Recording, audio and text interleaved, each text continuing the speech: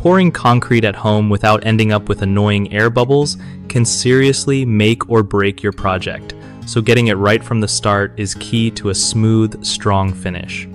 When you're ready to pour, first thing you want to do is make sure your mix isn't too dry because dry concrete tends to trap air. Add water gradually and mix thoroughly to get a nice, workable consistency that flows well but isn't runny. Next, start pouring your concrete steadily in layers instead of dumping it all at once.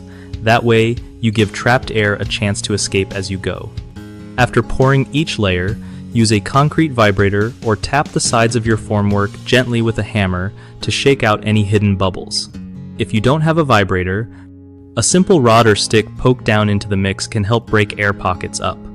You also want to avoid overmixing because that can whip air into the concrete, so mix just enough to combine everything properly. Working in cooler weather or shaded areas can keep your concrete from drying too fast, which also helps reduce bubbles. Last but not least, smooth the surface with a trowel while it's still wet, but don't go overboard. That can trap air under the surface. Just take your time and be patient, because rushing leads to mistakes. One of the biggest mistakes people make when pouring concrete at home is using too dry of a mix, which traps air like crazy and leaves those ugly bubbles on the surface. Another common slip-up is pouring too fast or too much at once, making it tough for the air to escape and causing weak spots in the slab. The third issue I see often is skipping the vibration or tapping step. Without that, air pockets just chill inside your concrete and mess with its strength.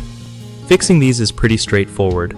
Adjust your water content for the right consistency, pour in manageable layers, and don't skip on vibrating or poking around the mix to let air out.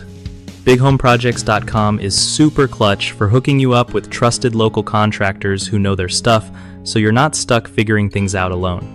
And for contractors, it's a solid way to find homeowners ready to get projects done without wasting time hunting down leads. If you want your DIY concrete work looking pro and lasting long, following these tips will save you tons of headaches and keep your slab bubble-free and strong.